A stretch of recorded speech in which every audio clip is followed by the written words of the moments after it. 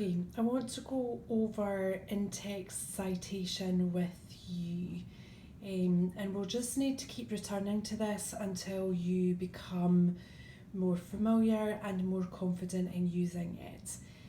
I'm going to go over these notes, and you'll find these notes as Google Slides in the classroom, so you can go back and refer to these at any time that you need to.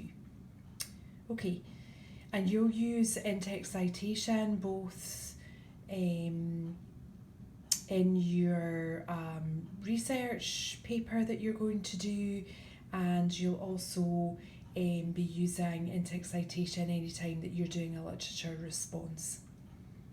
So let's look at this in terms of research. So as you research a topic, you'll find information you'll want to include in your research project.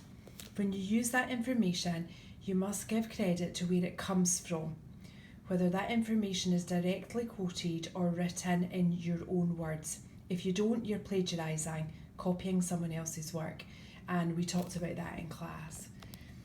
Okay, give credit to your sources by using parenthetical citation, also called in-text citation.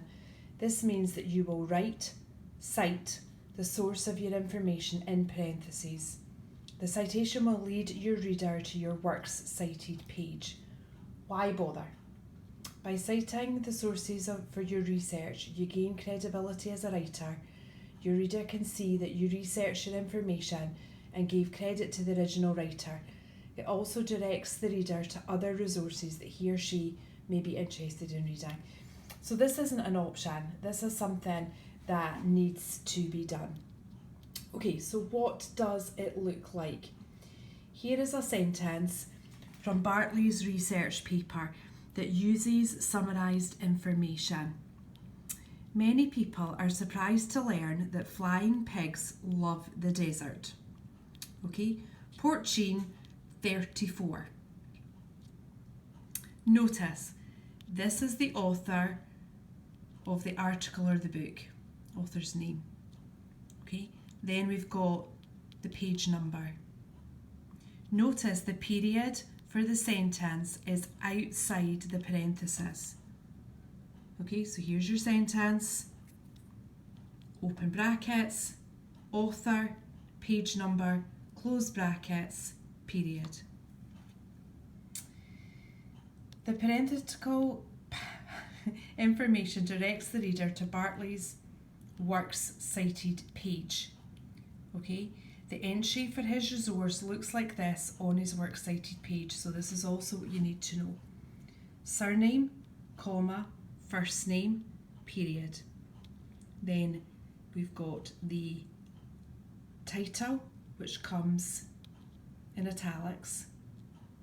Okay, then we've got this hanging indent that we need to talk about, which we will when we're talking about your works cited page. Okay, then we've got the publisher and the date that it was published. Okay, here is another sentence from Bartley's paper that uses quoted material. In cold weather, flocks of flying pigs will huddle together for warmth since they, quotation marks, must regulate body temperature due to a lack of subcutaneous body fat. Close quotation. Then again, we've got the author, the page number, in brackets, then we've got your period. Okay, so what if your information comes from the internet and not a book? And that is increasingly important in the work that we do. You do not need to include page numbers for websites. Remember that your goal is to direct your reader to the source of your information on your works cited page. So use the first word or words on your works cited page in your citation.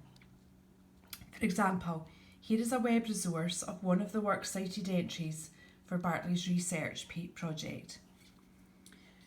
Okay, the way of flying pigs. Title in quotation marks. Okay, then we've got absolute awesome animals.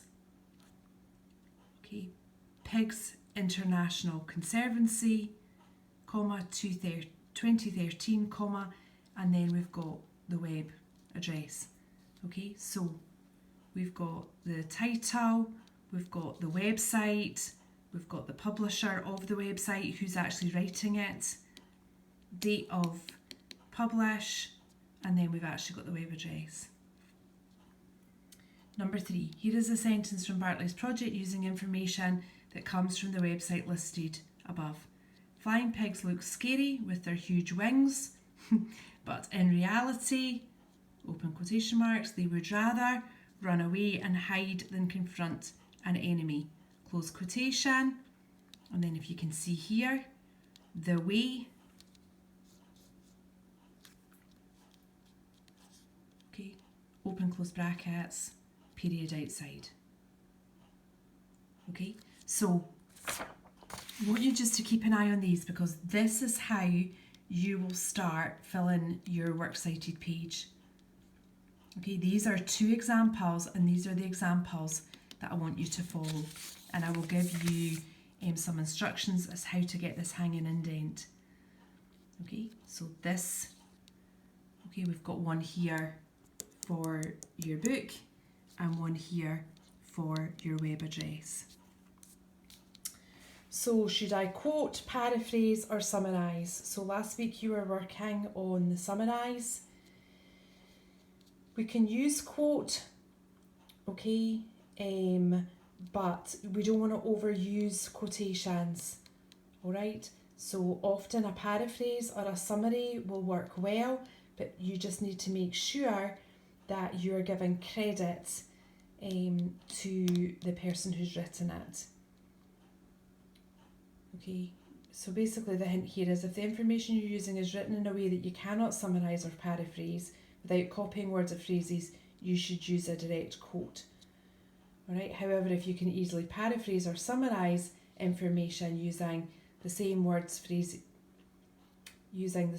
and phrases, structure of the original text, you should do so. Okay, and it's without, sorry. Let me say that again. If you can easily paraphrase or summarise information without, that's obviously really, really important, okay, not copying, alright, because we're not allowed to plagiarise. Alright, so there's some really important information there. What if I want to omit some of the words or phrases from a quote? So there might be a little bit that's not important. Now, this is not the same as what I was encouraging you to do in your notes last week. Okay, your notes was just so you could collect quotes. This is, you can omit words from a quote by using an ellipsis. 3 dots. Okay, so flying pigs, while not the cutest animals in the world, hold a special place in the hearts of many scientists. So there was something in here that was not as necessary or as relevant. But you just be careful when you take something out that you're not changing the meaning of a quote, because that doesn't work either. Okay, and again, here's our citation. Okay, my quote doesn't make sense when I use it in my paper. If you need to add words to your quote to make it fit grammatically or logically into your essay, you can add words in brackets to clarify the quote. Okay, and it's to clarify it, it's not to make it work, it's to clarify it. So here's an example. They're not endangered. Flying pigs, open brackets, as a food source, okay, contribute to a healthy ecosystem that supports endangered predators. Close bracket. Again, here's how we cite correctly. Okay, what about long quoted materials? If you need to quote something longer than 4 lines, indent the entire quote. Okay, when do I use parenthetical citation? Anytime you use information from a resource that is not common knowledge, you need to give credit to where you found that information. So this takes us to, well, what is common knowledge? So information that is widely known is called common knowledge. If you use information that is common knowledge in your research paper, you do not need to use incite quotations, inside reference, okay, to indicate the source of that information. For example, it's common knowledge that frogs are amphibious and that George Washington was the first president of the United States of America. Okay, those are common knowledge, we know that, so you wouldn't need to quote where you're finding that information. But it's sometimes difficult to decide what is and isn't common knowledge. If you're knowledgeable about a particular topic, you may already be an expert and think that information is common knowledge. When in doubt, use parenthetical citation. If the citation isn't necessary, your teacher will let you know. So if you're not sure, just use it. Okay, finally, just a quick recap on